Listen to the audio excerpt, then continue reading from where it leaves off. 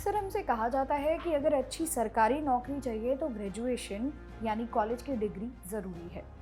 लेकिन क्या ये सच है? जवाब है नहीं। आज भी भारत में लाखों ऐसी सरकारी नौकरियां हैं जहां सिर्फ 10वीं या 12वीं पास होना काफ़ी है।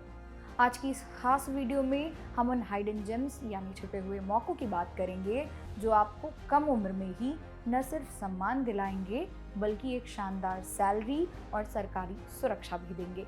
अगर आप कॉलेज नहीं जाना चाहते या घर की जिम्मेदारी जल्दी उठाना चाहते हैं तो ये वीडियो अंत तक ज़रूर देखिएगा। सबसे पहले बात करते हैं उस करियर की जिसमें जोश भी है और जज्बा भी, वर्दी वाली नौकरियां। क्या आप जानते हैं कि हर साल एसएससी हजारों की संख्या में बीएसएफ, सीआईएसएफ, सीआरपीएफ और आईटीबीपी जैसे अर्धसैनिक बलों में कांस्टेबल की भर्तियां निकालती है। इसके लिए योग्यता की बात करें तो आप सिर्फ 10वीं पास होने चाहिए। अग्निपथ योजना के तहत अब आप 17.5 साल की उम्र में ही सेना का हिस्सा बन सकते हैं।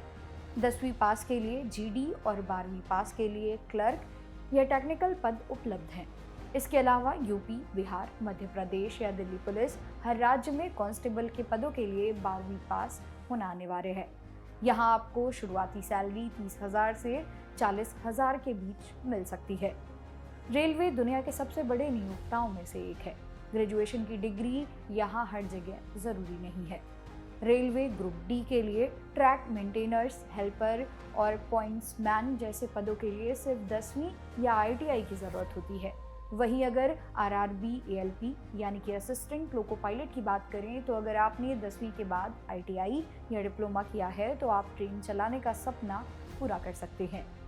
भारतीय डाक की बात करें तो यह उन लोगों के लिए सबसे अच्छा है जिन्हें परीक्षा से डर लगता है। ग्रामीण डाक सेवक की भर्ती अक्सर आपकी 10वीं की मेरिट के आधार पर होती है। बिना परीक्षा के सरकारी नौकरी का यह सबसे बड़ा मौका है।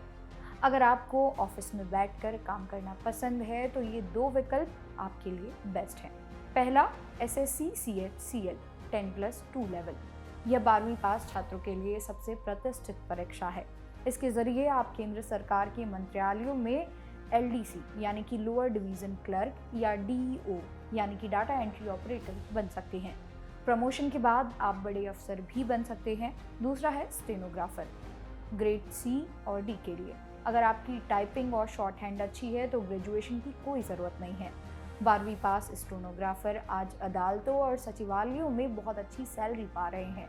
इसके अलावा कुछ ऐसे भी करियर हैं जिनके बारे में लोग कम जानते हैं। टीएसए यानी कि ट्रांसपोर्ट सिक्योरिटी ऑफिसर।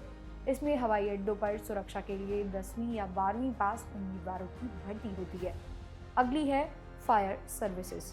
अग्निशमन विभाग में फायरमैन बनने के लिए 12वीं और शारीरिक दक्षता यानी कि फिजिकल फिटनेस की ज़रूरत होती है। और अगले नंबर पर है आंगनवाड़ी। गांवों और शहरों में महिला सशक्तिकरण के तहत आंगनवाड़ी कार्यकर्ता और सहायिका के पदों पर 10वीं और 12वीं पास महिलाओं को प्राथमिकता दी जाती है। दोस्तों, वैकेंसी तो बहुत है लेकिन कंपटीशन भी कम नहीं है। सफल होने के लिए इन 3 बातों को गांठ बांध लें। पहला, सिलेबस को समझें। ज़्यादातर इन एग्जाम्स में मैथ्स, रीजनिंग, हिंदी, इंग्लिश और जनरल नॉलेज पूछा जाता है। दूसरा, फिजिकल टेस्ट। अगर आप पुलिस या सेना में जाना चाहते हैं तो आज से ही दौड़ना शुरू कर दें। इसके अलावा कंसिस्टेंसी।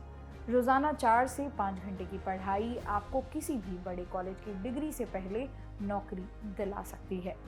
तो दोस्तों, अगर आप ग्रेजुएट नहीं हैं तो इसका मतलब ये बिल्कुल नहीं है कि आपके लिए सरकारी नौकरी के दरवाजे बंद है।